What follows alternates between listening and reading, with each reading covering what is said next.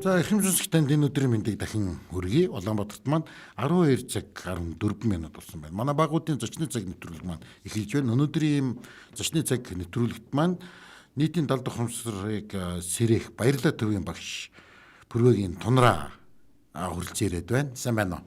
Сайн байна уу? За манай сонсогчид үзэгчид ер нь бид хоёрыг бас өөрийг чинь бас таньж байгаа бах тийм ээ, бид хоёр чинь бас сурал нэвтрүүлэг хийж байгаа. Тийм тэгээд дөрөв хавраас эхлээд жоохон завсарлаад тийм тэгээд өнөөдрөөс эхлээд одоо банк 2-7 хоног нэг удаа энэ нэвтрүүлэг маань хурж явах болох байгаа. Тэгээд нийтийн далд ухамсарыг сэрэх гэдэг энэ талаараа бас дахиад нэг үзэгчтэй сонсогчтой нэг тайлбарлаад яриад өгөх тийм ээ. Тийм. Тэгээд бидний чинь нийт ухамсарыг 100% гэж авч үзэх юм бол бид нар ердөөсөө 3-4% дээр л амьдрдсан юм байна.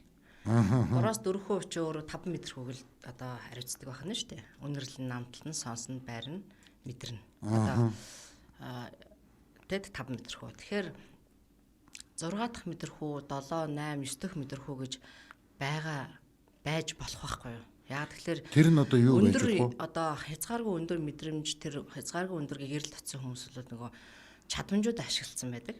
Бидний хувьд болохоор зүгээр ерөөсөө нөгөө үдсэн харсан өнөө маргаашийн сонссон, дуулсан, амталсан, идсэн, барьсантайгаа л одоо яг амьдрал бол энэ байна гэдэг ингээд одоо ойлгоцсон явж байгаа. Тэгэхээр далд байгаа тэр чадамжийг л одоо далд ухамсар гэж нэрлэдэг байгаа юм л да. Тэгэхээр хүн одоо яг харсныгаа итгэл, сонссныгоо одоо итгэл идэж ууж байгаагаа за би яг болж байна гэдэг ингээд ойлгоод явхаас гадна тэрнээс өшөө илүү мэдрэмж зургаатах гэж байгаа. Энэ бол нөгөө одоо мэдрэмж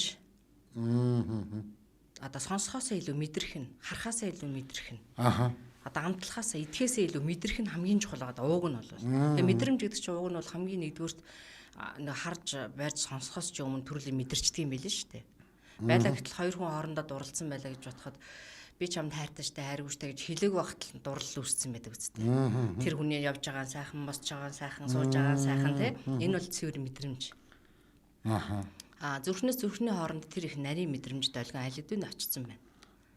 Тий. Тэгээ тэрнээс цаашаага дурлал ер нь бол хайр гэдэг бол өөрөө ухамсарыг сэрэх хамгийн том түлхүүрэлтэй. Тийм тэгээ хайргүй бол тэр хүн төрлөختөн ч одоо яах юм болж байна. Тэгээ хайр бол өөрөө хөтөж, тэгээ хайр бол үүсгэгч, хайр бол анхдагч. Тийм тэгэхээр энэ хүмүүсийн одоо ингээд бидний амьдрал өнөөдөр бүгдээрээ сайн санаа төлөө яваад байгаа мөртлөөсөө санаагаар өрдөөсөө болж өгөхгүй тий одоо их яваал нь штэ их одоо хөдөлмөрлж байна, маш их зүтгэж байна хүмүүс хөрхөө тий өглөө осоод л одоо ажил хийж байна, орой ингээд бар хоногт орж байна. Тэгсэн ернээсээ яагаад энэ сэтгэл ханамжгүй байдал ингээд давамгаалцсан юм бэ хүн төрлөختөн чинь. Тэгэхээр энэ байдал бол ерөөс юу вэ гэхээр нөгөө дотоодод байдаг тэр 6 дахь, 7 дахь, 8 дахь, 9 дахь мэдрхүү гэдгийг сэрэж мэддэг. Энэ ердөөсөө сэрэхгүй байгаа шалтгаан нь юу вэ гэхээр өөрөө өөрийгөө ойлгодог. Өөрөө өөрийгөө мэддэггүй, өөрийгөө таньдаггүй. Бүх одоо энэ шинжлэх ухаан одоо өөр ямар ухаан байдгийг бүгдээрээ судалсан шүү дээ. Бүгдийг судалсан. Судлаагүй үлдсэн баг байхгүй мөртлөөсөө ганцхан үлдсэн юм нь өөрийгөө судлаагүй байна. Тэгэхээр би яг хинбэ гэдэг энэ асуултанд хариулж ирсэн цагаас далд ухамсар гэдэг чинь яг юу вэ гэдгийг ойлгож эхэлдэг болдог. Бигээ мэдгүй тохиолдол бол тэгээд одоо далд юу байгаа юм? Тэр ухамсар гэж яах юм юу юм? Тэр ухамсарыг хөгжүүлснээрээ яадаг юм? Тэр хүнд хэрэгтэй юм? Хэрэгтэй ч юм уу, хэрэггүй ч юм уу мэдгүй гэл ингээд явна тий. Тэгэхээр энэ одоо жишээлбэл би бол далд ухамсараа сэрэж яваа хүн. Тэгэхээр би далд ухамсар сэрсэн цагаас хойш тэрний өмнөх амьдрал хоёр бол газар тэнгэр хоёр шиг. Тис хоёр өөр нь. Би бол одоо энэ далд ухамсарын чиглэлээр явсан цагаас өмнө бол нэг л ууртай хүн. Нэг л баяжхын дон туссан хүн. Нэг л хүний ихнэр.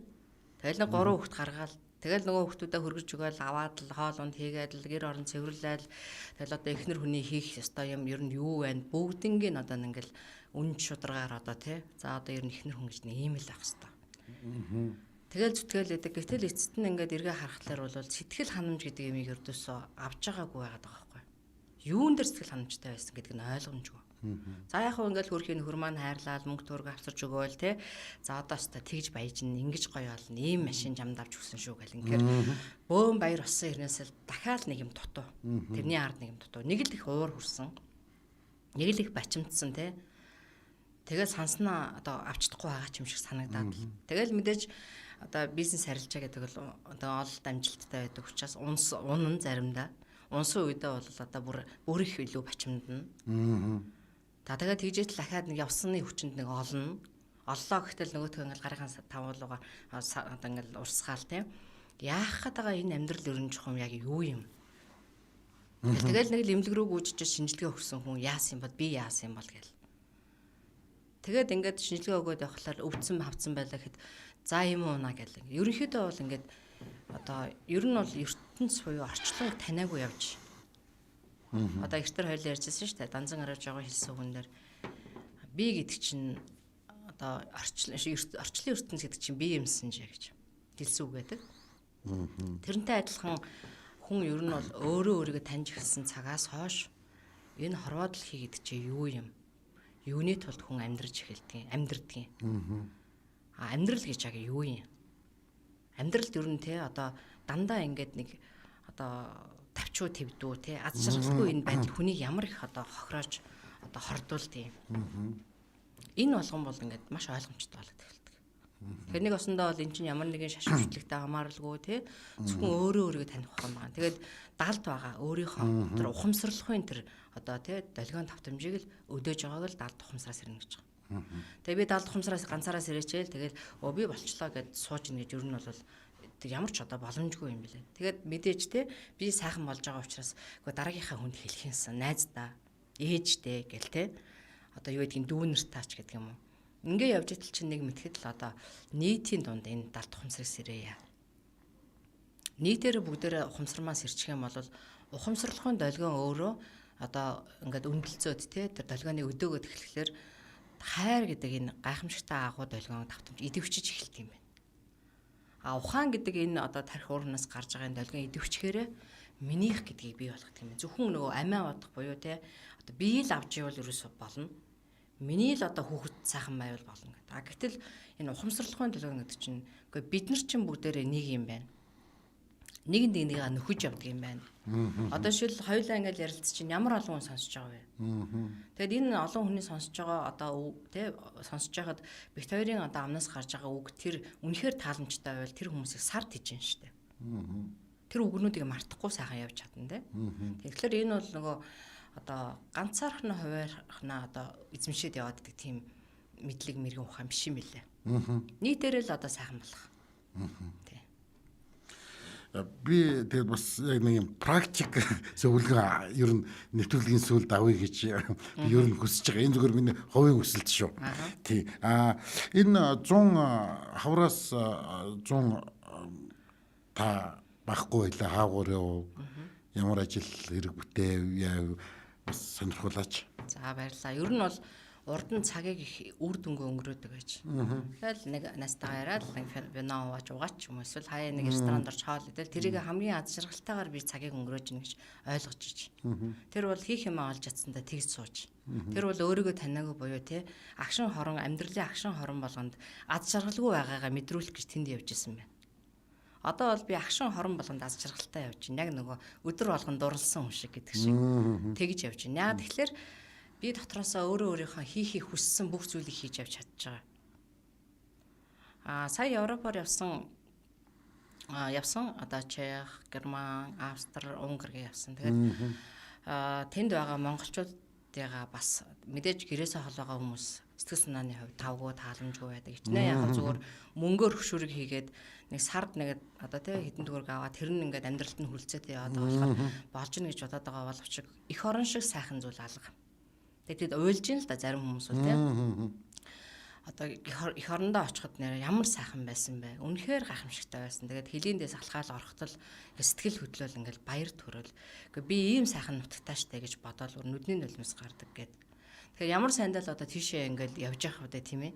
Тэгэхээр тэр бол бас нэг амьдрах арга хаагаад л явж байгаа юм л да.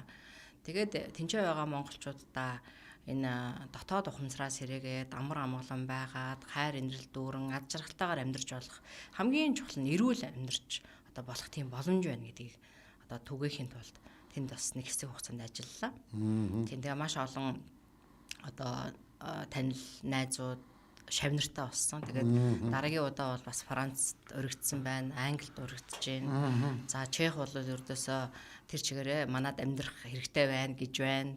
Тий. За тэгээд дараагаар нь ирчээл ердөөсөө нэг хэд хоноод 5-6 хоноод энтх рүү явлаа.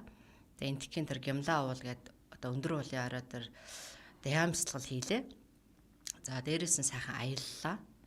За тэгээд ер нь бол тэр сайхан эрчимтэй олон 100 мянган жилийн турш хүний одоо хүн өөрийгөө таних те өөрийнхөө дээдийн дээд чадамжинд хүрсэн тэр газар очиж эрчим энергиэнс нь мэдэрч тэнд одоо уул устай нь холбогдож өөрийнхөө энерги эрчмийг одоо илүү хөгжүүлж ингээд 22 хоногийн аялал сургалт тэгээд бясалгал хийж жагаад ирсэн.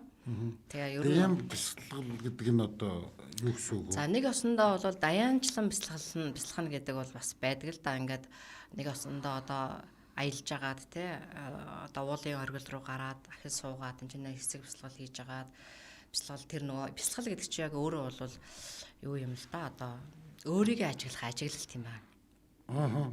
Бясалгал гэдэг бол өөрийнхөө дотоод ухамсарыг сэрэлтийг бий болгох тэр одоо долгион давтамжийг нэмэх тийм үйл ажиллагаа юм байна. Түүнээс бясалгал гэдэг чинь тэгэл цагаан хоол идэнэ. Бясалгал ихээр л энтгэх хувцас өмснө. Бясалгал ихээр л энчэнэ нэг мэнг тавьчаал хийндэ шашинд оромж гэдэг юм уу те. Тийм бол зүйл биш юм аа. Тэгээд тэнцээ ер нь би нэг уншижсэн л да номноос ер нь тэнд ингээд аялаад явж байхад бясалгал явж байхад бол олон юм даяан бясалгал хийж байгаа тийм хүмүүс байна. Настай одоо те залуу янз бүрийн хүмүүс байна. Тэгээд нэг настай хүнтэй багш маань уулзлаа л да. Тэгээд тэр хүн энтгэх хүн. Тэгээд тэр ярьж байна.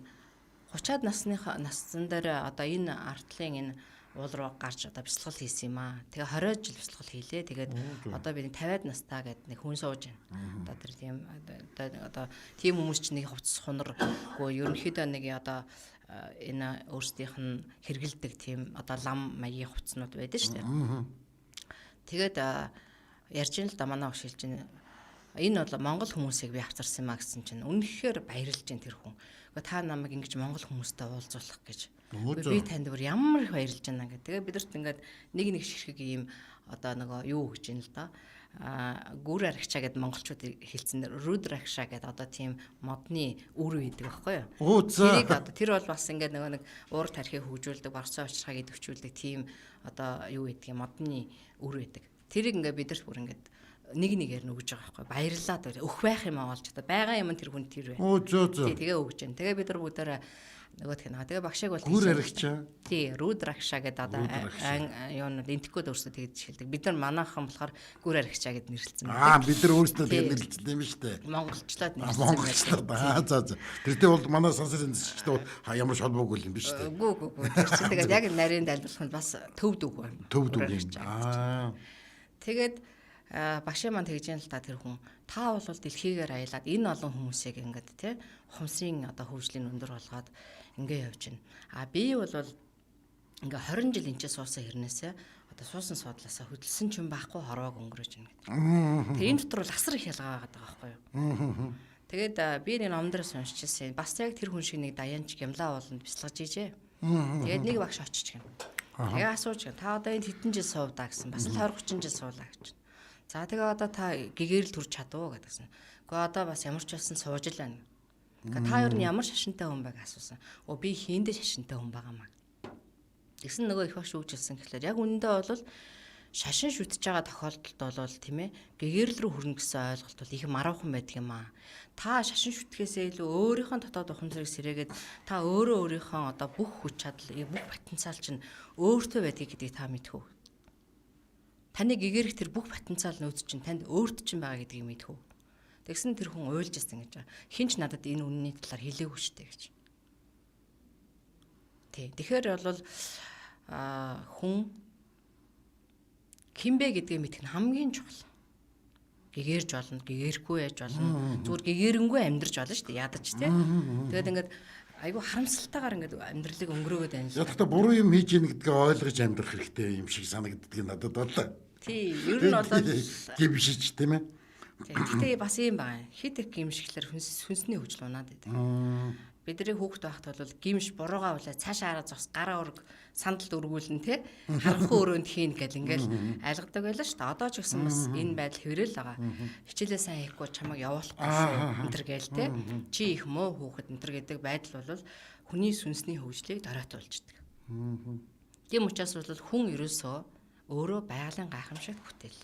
Гайхамшигтай бурхан минь энэ одоо орчлон ертөнцийн хүн шиг ийм нарийн нандин хийцтэй те ийм сайхан ганган ийм сайхан одоо бурханы байгалийн бүтээл ер нь бол байхгүй шүү. Тэгэхээр бол энэ хүн гэдэг чинь өөрийгөө мэдээд л эхэлж байгаа тохиолдолд ямар ч гэмтрийг хийхгүй. Хүн одоо нэгдүгээр ангид хүүхэд орж ийн А Б гэж сурж ийн. Нэгдүгээр ангид хүүхэд ордын чи хинбэ гэдэг сургалт яагаад байж болдгоо юм бэ? Миний хүү чи хамгийн сайн хүүхэд. Тэ чи чамд бол бүх боломж байгаа. Чи муу хүүхэд муу сураад байна гэж гэхээсээ илүү те чамд бүхнөөс байгаа. Миний хүү чадна. Чи ёстой мундаг хүүхэд гэл. Ингээл хүүхдийг одоо те яриад эхлэх юм бол одоо өдөөгөөд эхлэх юм бол урамшуулад эхлэх юм бол хүн болгоно төгс төгөлдөр амьдрах боломжтой энэ хорвоо дээр. Тэгэхээр хоёулангийн өнөөдрийн сэдв бол үгний тухай ярина. Тий. Тий, үгний давтамжны тухай ярина. Тий, тэгээ үгний давтамж энерги гэсэн шүү дээ. Тий. Тэгэхээр энерги гэдгийг бас тайлбарлах хэрэг гарах бах тийм ээ. За, ямар ч үсэн цагаа зарлаадах юм. За, Улаанбаатарт 12 цаг 31 минут болсон байна. Та MJL радиогийн багуудын зочны цаг нэвтрүүлгийн ээж дугаарыг хүлээн авч сонсч байна. Тэгээд өнөөдрийн дугаар нийтийн 70 тухамсрыг сэрэх баярлалаа төвийн зөвлөх багш Тунраа манай студид төрөлцөн яриад байна. Тэгээд өнөөдрийн бидний одоо би зүгээр хичээл гэж л хэлнэ да. Тийм ээ, харилцаа ба үгний давтамж энергийн талаарх одоо зүгээр хичээл гэж хэлээ дээ. Энэ орж байна. Тэгээд энергийг одоо бид нар нэг долгион гэж ойлгоод байх шиг байна. Ер нь яг юу гэж ойлгох ёстой вэ? Яг зүгээр л хар ухаанаар ойлгож байгаа. Энерги гэдэг нь одоо монголоор орчуулах юм бол эрчим хүч гэсэн үг л дээ. Эрчим хүч аа. Тэгэхээр энерги барна. Энерги голно гэдээ ярьдэн шүү дээ бид нар те. Тэр чинь бол энийг хосондоо бол эрчим хүчгүй болно.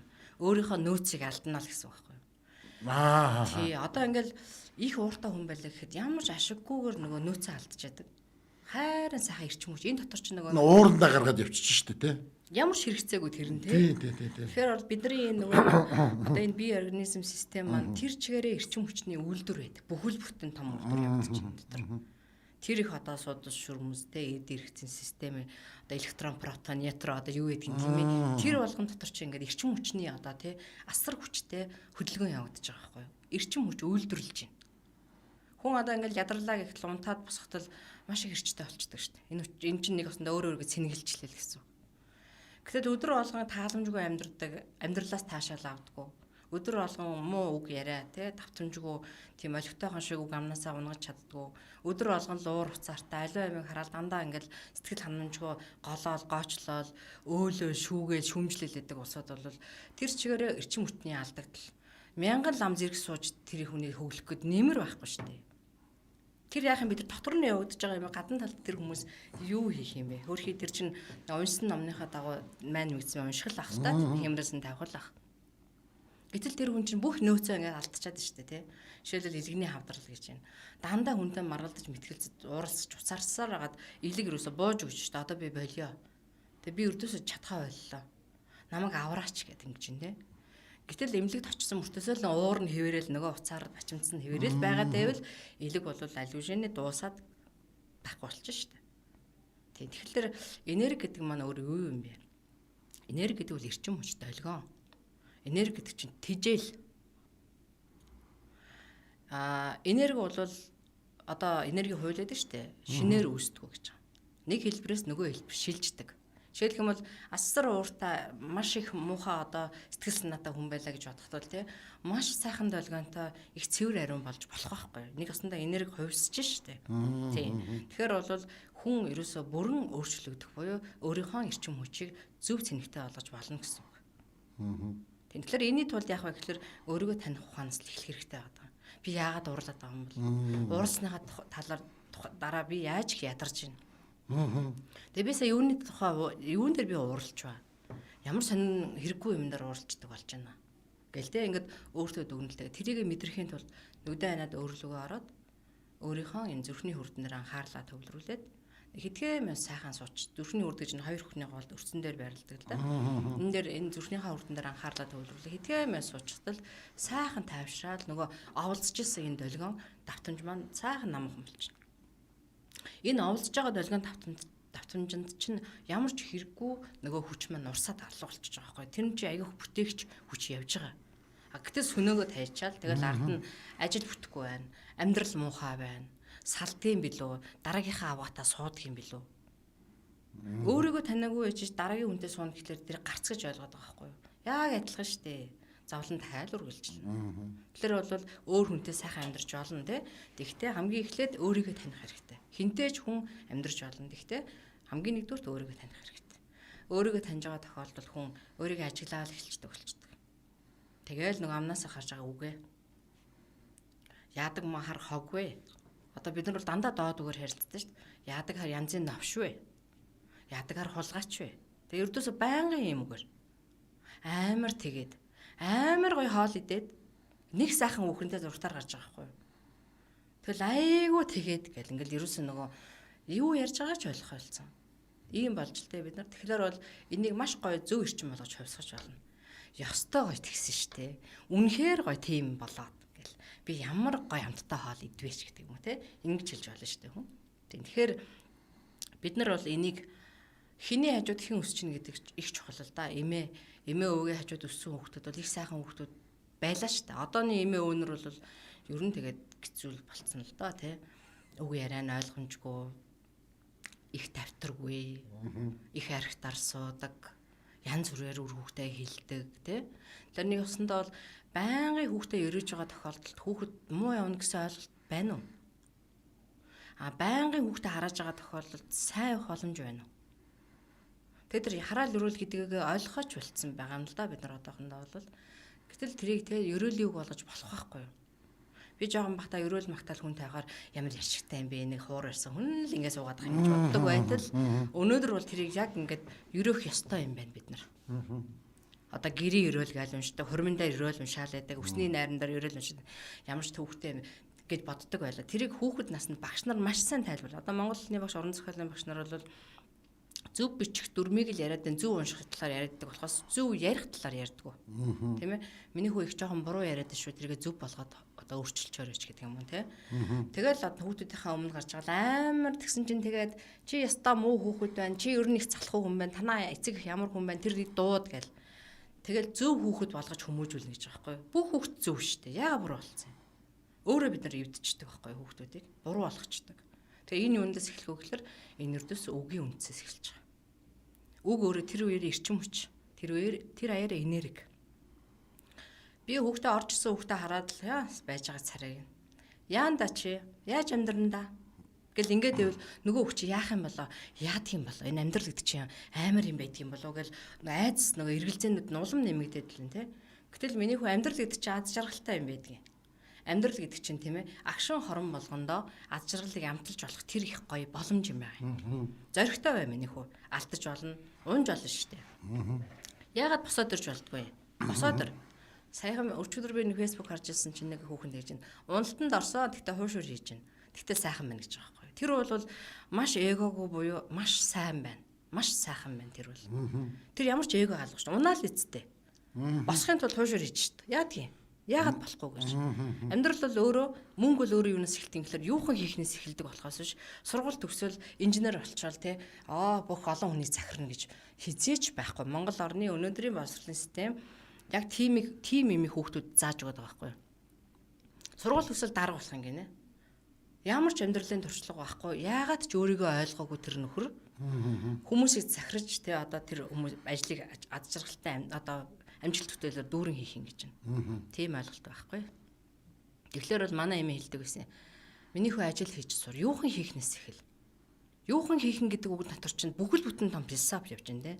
Юухан хийхнээс энэ үхэн те одоо хүрзнээс, энэ хадааснаас, энэ алхнаас амьдрал гэдэг чинь эхэлдэг юм аа. Одоо нэг бүх ирчүүд гэрийнхэн тэр нөгөө хугарсан хөвөрсөн энэ шкафыг застгүй шүү дээ. Тэр эн чинь ингээд эвдэрсэн байгаа тэр чийдэн янзалдаггүй шүү дээ. Аргаа тасархаараа нөгөө эмгтээчүүд нь тэрлүү гарч авирж болсон болоогүй ноцтдаг болохоос шүү дээ. Тийм. Тэгэхээр бол энэ нөгөө өөрөө нөгөө хүний сургаж байгаа буюу хүнийг хөгжүүлж байгаа механизм нь өөрөө төгс төгөлдрөлөө биш. Буруу руу тий одоо тэр эмх замбрааг руу явуулж байгаа учраас бид одоо өөрсдөө олохоо болсон энэ амьдрал гэж ийм аз жаргалтай зүйл гэдгийг мэдрэхээ болчиход байгаа ийм цаг үед. Тэгэхээр энэ нийтийн даалт ухамсарыг сэрнэ гэдэг бол зөв голдрол руу хүмүүсийг чиглүүлэл оруулчихсан гэсэн тийм л бодолтойгоор ажиллаж байгаа гэсэн. Тэгээ энэ дотор бол хамгийн нэгдүгээрт ингээд би урд нь бас харьцаагаа анзаардгүй л байсан шүү дээ. Муухай хараал хэлдэг, цусаар тээгэл энэ төр гэл тий. Одоо ингээд бодохоор бурхан минь ямар гэж яахтар юм хэлдэг байсан бэ гэж одоо бодож байгаа. Тэгэхээр үгэн дотор үг байдаг, үхэр дотор жаваа байдаг гэл үг байдаг тийм ээ. Манай дээрийн хурчууд манай эмээ бол байнгын тийм зүрц зөө хэлдэг байсан. Муу та нөхөрлөл могоо хорлол. Эзэн хичээвэл заяа хичээн ч гэдэг юм уу тийм ээ. Хийсэн одоо давс хийвэл дуустал ажил хийвэл дуустал гэдэг юм уу тийм ээ. Гэх мэтлээ одоо гайхамшигтай тийм сайхан үгнүүдээр дээд үгнүүдээр холбож бид нарыг ингэж хөгжүүлдэг хүмүүс байлаа шүү дээ. А тэр үгнүүд чинь өөрөөсөө энэ зүрхэн тусдаг үгнүүд байж сэтгэлд хүрдэг байхгүй юу? Би бол 5 настай байж болно, 10 настай байж болно. 15 настай байсан ч яаж ч болно те. Гэт яг тийм үгнүүдээр хүн хөглөгдөж сэтгэлийн тэжээлийг авдаг байсан байна. А одоо бол те тэр ямар ч хэрэгцээгүй буюу доод үгнүүд сонсогдсон шүү дээ. Энэ рүү ороод ингээ гарч. Энэ рүү ороод ингээ гарч. Ямар ч хэрэгцээ байхгүй. Хүн төрлөختөн хамгийн анх тэр пайлы гэж хэлтэй байжээ. Тэгээд их тийм зөөлхөн намуухан. Тэгээд пайлын хэлээр ингээ ярихлаар шанхны ус ингээ сэвэлцдэг. Тийм зөөлхөн намуухан айлгуугаар ярьдаг гэсэн. Тэгээ одоо бол дараагаар нь тэр санскрит гэж хэлэлтэй болсон байгаа юм л да. Тэгээд дараагаар нь тэр санскрит хэлнээс цаашаа нөгөө хилцгаар бий болоод өөр ингэсэн хэлтэй болсон байна. Тэгээ одоо бидний ингээд өгний тооныг харж байхад бол маш хатуу, их ширүүн. Намуухан тайван те нөгөө эмээ шиг өвөө шиг одоо тэг тайван намуухан тэгэрээ миний хүү энэ сайхан эмэн ч үдэ цай хийцэн шүү энийг сайхан уучаарай гэдэг юм уу те. Нэг тийм гоо сургаалын үг хэлээд идэг тийм зөөлөн тоонтой ярьдаг тийм хүмүүс бол их ховор болж байгаа. Тэгэхээр бид бүгдээрээ нэг нь тийм болцсон чинь буцаагаад бас тэ нөгөө зөв тавтамж руу оруулж болно. Тийм учраас энэ даалт ухамсарыг сэрээснээр ядаж доор хайж хүмүүстэй өгнийхээ таныг анзаардаг хэлчихэ. Ер нь тэгээд сэрүүийн тархины тавтамж бол бета тавтамж гэдэг юм оволцсон тавтамж гэдэг юм л та. Одоо ажлаа төлөвлөн амьдралаа залгуулна. Одоо бүхэл юмд одоо явж суун босон тий. А гэтэл хүн туслал хийгээд яг өөрийнх нь тавтамж долгионыг намуухан болгоод ирэхээр альфа гэдэг тавтамж руу тархины тавтамж хувьсаа явчихдаг л да. Тэгэхээр хүмүүс өнөөдөр нэг одоо тасгалаа хийлээ, маргааш нэг хийлээ, нөгөөдөр сар хийсний дараагаар өөрөө ирэхгүй зөөлөн тавтамжтай болж эхэлдэг хүн. Тэгээ яриа нь хүртэл тэгээ урд нь бол тэгээч чи. Одоо бид нар бол нэг иймэрхүү шүү дээ ээжүүд тий. Аавууд ингэхгүй яасан чи. Тэгээ миний хүү гэх юм бол хүүхэд за ээж яг. Тэгээч чи ихвэл чадахгүй гэнэ. Энэ хоёрт гөөх ялгаа байна да тий. Тэгэхээр хүнтэй одоо үг хэлээ зөв ойлголцъя. Тэр хүнийг тий одоо зөв ажилуулъя, зөв амьдруулъя. Зөв одоо удирдъя, чиглүүлъя гэж бодож байгаа бол тий. Маш одоо зөөлөн тооноор, маш их дээд үгээр их тийм магтаалын тий. Би чиний цагаа барьдаг занц чи ёстой дуртай шүү. Гэдэг юм уу тий. Одоо бид нар чинь бол хүнийг магтахаас илүү гоочлох гол байдаг. Тэгэхээр тэр хүн өөрөө биш байна гэсэн үг. Өөрийгөө ажиглах хэрэгтэй. Шүүмжлэх гээл за би биш байгаа юм байна л гэж бодох хэрэгтэй. А гэтэл тэр шүүмжил гэдгээс хальцсан хүн те дээд тавтамж руугаа өссөн хүн бол ерөөсөө хүний шүүмжлэхээ болчдөг. За энэ хүний байгаа байдал нь ийм юм байна. Энд нь тохируулаад эвтэйхэн шиг залаа явчих. Тэгэл эвтэйхэн хоёр хүн үг хэлээл тэр хүнийг босгоод аваад явдаг. Тийм. Улам дээрэс нь унгаал, дээрэс нь дэвсээ тахтаа голно ш тий. Татаж босгож ирээд эвтэйхэн хүртлээ явах нь хамгийн чухал байдаг. Бидэрт одоо энэ л хэрэгтэй байна л да тийм ээ. Тэгэхээр энэ үг өөрөө одоо бүтээх чадамжтай, сөнөөх чадамжтай. Бидний үгний бараг 70-80% нь одоо бол дандаа сөнөөх тавтамжтай байгаа. Энэ FM, энэ зурагт те энэ одоо мэдээллийн хэрэгслүүдээр гарч байгаа энэ одоо мэдээллийг цацж байгаа хүмүүс өөрсдөө давтамж маш сөрөг болсон байна. доогор татамжтай болсон байна. Дэндүү доод карьер хөөж байна. Өөрөөсөө доошоо хөөгөөд нь штэ. Мөнгө төгрөг, авгаа хүүхэн, арх дарс тий аюу доод татамж нь. Гэтэл мөнгөгүй яах юм? Авгаагүй яах юм? Ажилгүй яах юм гэж бодож байгаа. Аваатай байж болно. Яагаад аз жаргалтай амьдарч болдгоо юм бэ? Яагаад хараад те хөө би чиний чансан цанд ёстой дуртай штэ. Гэтэл би чам тайртай штэ, хайртай штэ, хайртай штэ, хайраа гэж мянга дууцснаас чи илүү их гоё эрчим энергиэр тэр хүн бүтэн жил сараар тижээгдэж явна. Би чиний чансан цанд ёстой дуртай. Миний өвчтний сайч дээр нь хөлс харагдаг шүү энэ гэдэг үг те. Эсвэл би чамтай нэр ямар азар суваа гэдэг үг энэ бол тэгэл тижээл. Тэгэл тэр хүний нүд зөөлрөл те, өгн зөөлрөл, бодлон зөөлрөл ирнэ. Би нэг асуулт байна. Зүгээр би өөрийнхөө жишээн дээр л яриа л да. Би нэг хараал хэлээд байдаг хүн биш. Тэгээ ер нь их хараал. Гэтэ машин барил бухимдахтай бол уулга алдах маань харааллын үгээр гарч ирээд байдаг юм болов уу гэж би сүүлийн үед анзаарсан.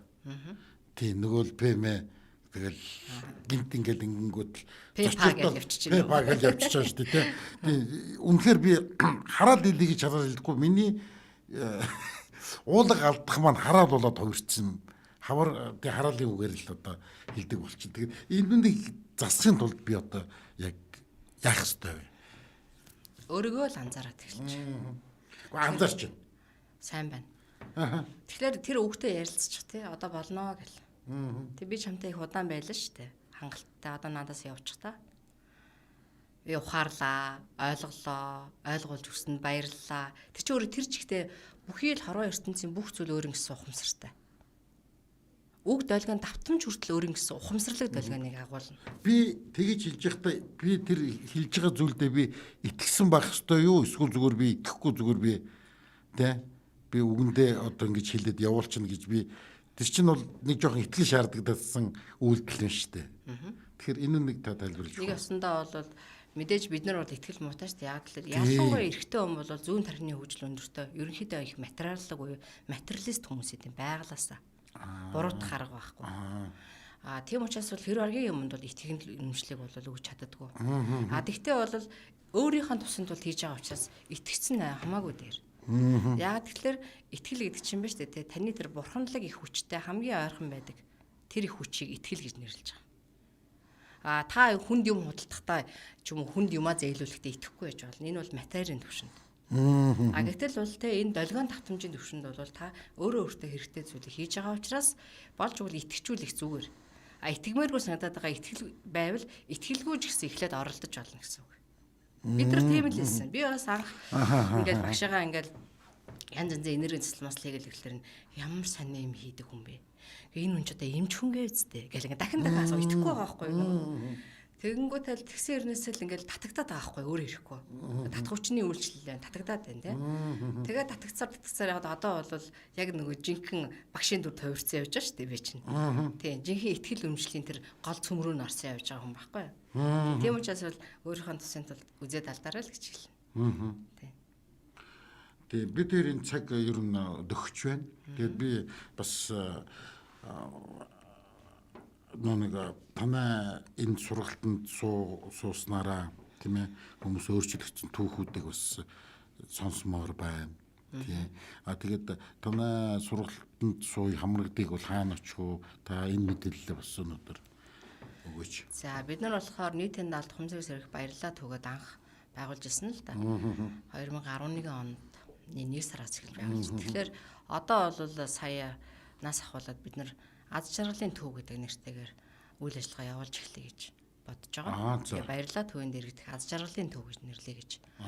Тий, тэгэхээр бол нэг үг маань өөрөө хасар хүчтэй. Одоо жишээлбэл би аз жаргалын төвөд өөрийнхөө төвийг нээсэн байхад ахаад нэг одоо бүсгүй тий багш маань тэнцээ аз жаргалын төв, энд аз жаргалын төв, энд аз жаргалын төв гэдэг. Энд тэнцээ аз жаргалын төвүүдийг нээчих юм бол өгний давтамж долгионоор энерги засагдчих эхэлнэ.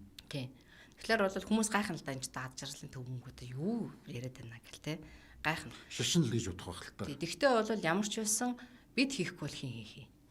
Биднээс эхлэхгүй бол хинээс эхлэхийг хүлээгээ сууж байгаа юм. Чамаг одоо хугацаа яваад штэ цаг яваад байна те. Тийм учраас бол ороод хүрээд ирж байгаа нэг нь энэ яхахгүй өөрөө өөрийгөө хөгжүүлэх төв байна гэдгийг мэдэх бах. За шашин гэж бодоод яваад байгаа нэгнүүд нь бол татах хүч нь арай болоогүй байна гэсэн үг буруут харга байхгүй.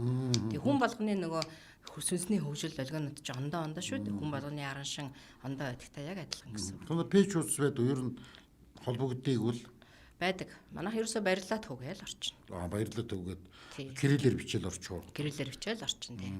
За үр дүн бол гайхамшигтай дөө нөгөө өөрийнх нь тухай үннийг ярихлаар хүмүүс тэгээд өөрөө ирэхгүй за нэрэл тэмдэ гэсээр хагаад тэгээд маш хурдтай.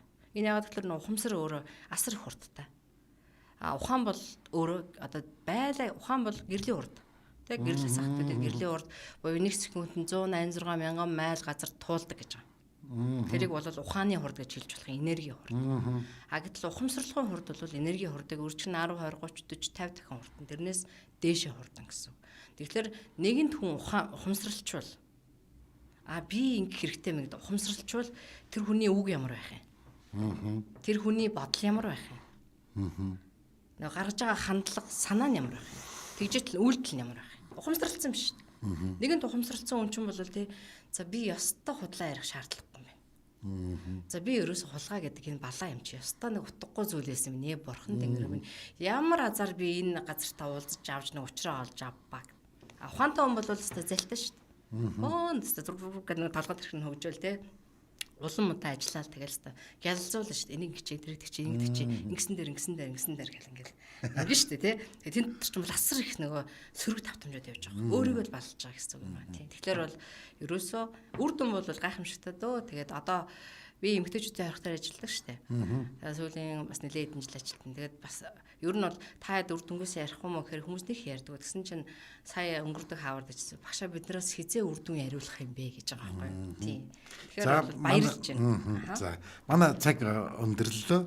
Тэгээд манай найруулагчдын ч дохио өгчөө. Тэгээд би тэрээ яриа бас их хүмүүст хүртээмжтэй байсан бахаа гэж найдаж чинь. Тэгээд баярлалаа. За баярлалаа. Маш сайхан яриаллаа.